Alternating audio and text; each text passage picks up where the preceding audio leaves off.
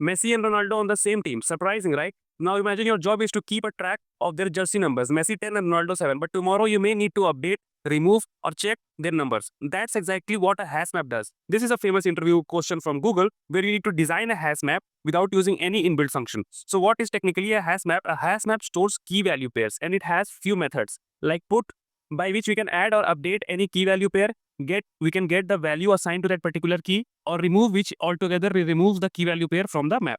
So to design a hash map without using any inbuilt function, we are going to use three things: a hash function, a bucket, and an array list. And why you are using an array list?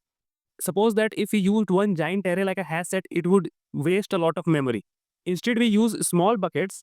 Each bucket is nothing but an array list that can store key value pairs. And what is a hash function? A hash function decides that which key value pair will go to which bucket, and it do so by a simple modulo function, where key modulo number of buckets decides which bucket the key value pair will go to. The hash function tries to evenly spread all keys across bucket. It does not assure that the keys will be spread evenly, but it tries to do so. And if key collides, they all live in the same bucket. So how we are going to implement the methods? For the put method, we'll go to the bucket. If the key exists, we'll update it. And if not, we'll make a new one. For get, we are going to do the same. We'll go to the bucket using the hash function. If key exists, we'll return the value. If not, we'll return -1.